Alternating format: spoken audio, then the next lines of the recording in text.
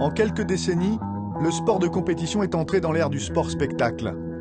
Jeux olympiques, Coupe du monde de football, Tour de France, ces grands événements sont suivis par la planète entière, par des centaines de millions de téléspectateurs. En coulisses, à coups de millions d'euros, c'est la guerre des télés pour s'arracher les droits des retransmissions. Le culte de la performance au service du sport business.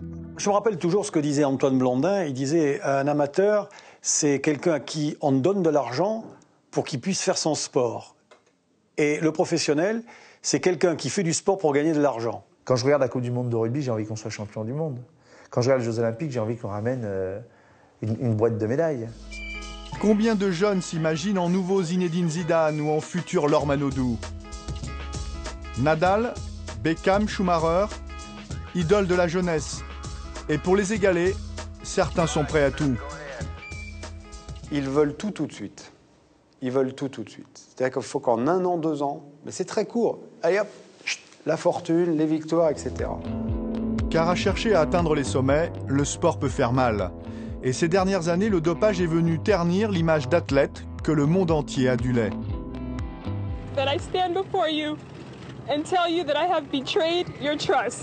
Des gens qui nous paraissent absolument propres, absolument magnifiques, dignes de toute notre admiration aujourd'hui.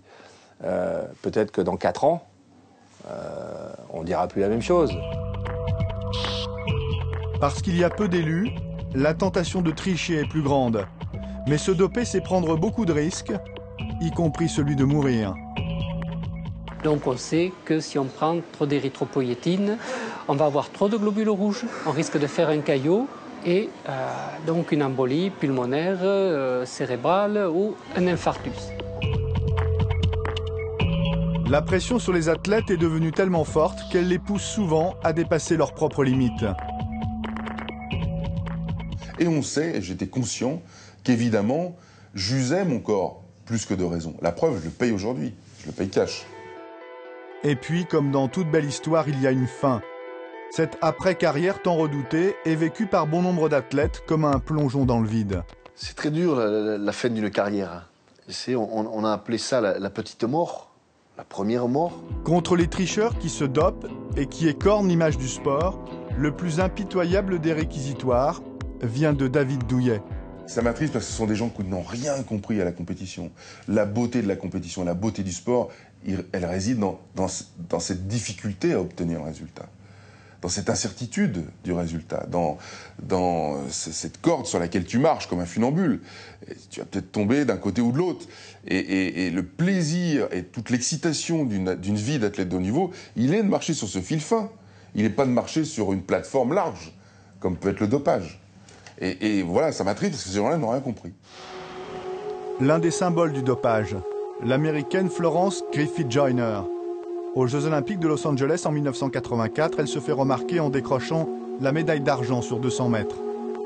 Pourtant, juste après ces Jeux, elle s'éloigne curieusement des pistes d'athlétisme avant d'opérer un spectaculaire retour gagnant en 87 au championnat du monde aux côtés d'un nouvel entraîneur.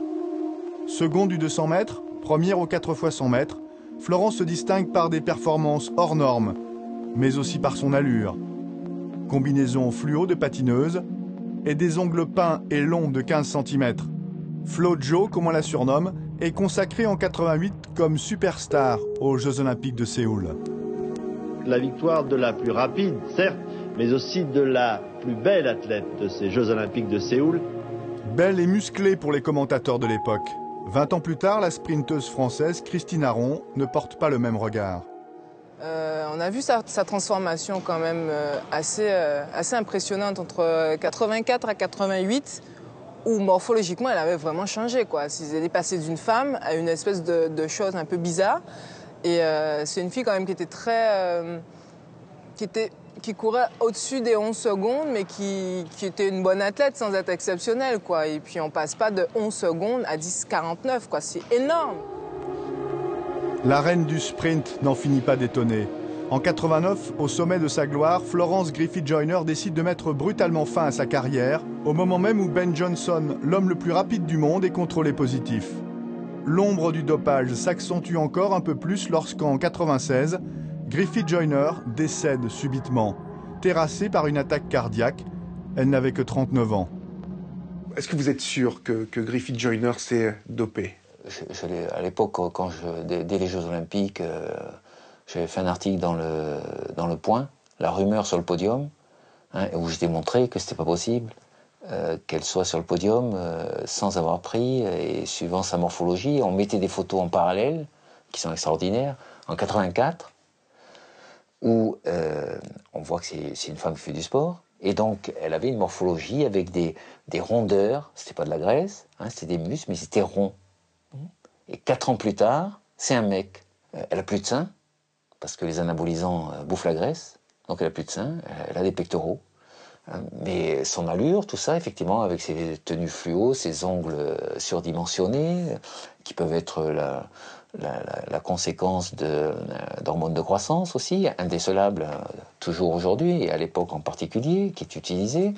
Voilà, donc tout, et c'est temps, donc en 4 ans plus tôt, elle est normale, et puis 4 ans plus tard, elle est dans une autre planète. Donc c'est pas possible, vous pouvez pas progresser de cette façon.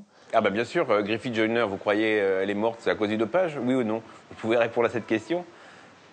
Je sais pas, vous êtes sûrement plus habilité à répondre à cette question écoutez, que moi. Si celui qui réfléchit, qui a une certaine lucidité critique, une athlète de 33 ans qui a encore des records du monde incroyables devant les Allemandes de l'Est, est-elle morte du dopage ou non? Il n'y a pas de preuve. C'est la première chose que Lance Armstrong disait. Where are the proof? Pas de preuve de dopage contre Flo Jo non plus. Aucun contrôle positif à son actif et une autopsie qui ne révèle rien. Pourtant, ces transformations corporelles ne laissent guère de doute quant à ses prises de stéroïdes. C'est vrai qu'il y a de plus en plus d'études sur les stéroïdes anabolisants qui semblent prouver que le taux de mortalité est plus élevé dans les populations de bodybuilders que dans la population générale. On sait que ces gens-là prennent des doses vraiment élevées de stéroïdes anabolisants, donc il y a peut-être une relation de cause à effet. Officiellement donc, Florence Griffith Joyner n'était pas dopée et tous ses records du monde restent homologués. Cela est vécu comme une injustice par les athlètes d'aujourd'hui, conscients que ces performances irréelles ont de bonnes chances de rester définitivement inaccessibles. Puisque moi, à partir du moment où le record de Griffith, qui a le record du monde sur 100 mètres et 200 mètres, n'a jamais été effacé des tablettes parce qu'ils n'ont pas eu de preuves vraiment, c'est un combat un peu perdu, quoi. C'est un vrai problème auquel Christine est confrontée en permanence parce qu'elle vit dans l'injustice, c'est évident. Moi, je suis son entraîneur et mon rôle, c'est de faire en sorte qu'elle ne se focalise pas sur ce point-là. Aujourd'hui, elle va essayer de se battre avec les armes du moment contre les athlètes qui sont peut-être contrôlés aussi souvent qu'elle. Et ça, c'est mon espoir. Ceux qui sont déclarés positifs après avoir gagné des grosses choses, vous voyez, ils sont pris, type Ben Johnson, etc. Pour moi, ces gens-là méritent la prison. Ce sont des escrocs du sport. Ils volent d'autres personnes, au même titre qu'un type détourne de l'argent dans une entreprise, au même titre qu'un type qui braque une banque.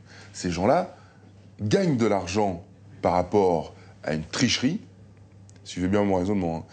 Donc ils volent de l'argent, concrètement, ils volent de la notoriété, ils volent une médaille, ils volent une vie. Tout à l'heure, vous parliez de Christine Aron, mais c'est ça, on lui a volé sa vie d'athlète, je suis désolé.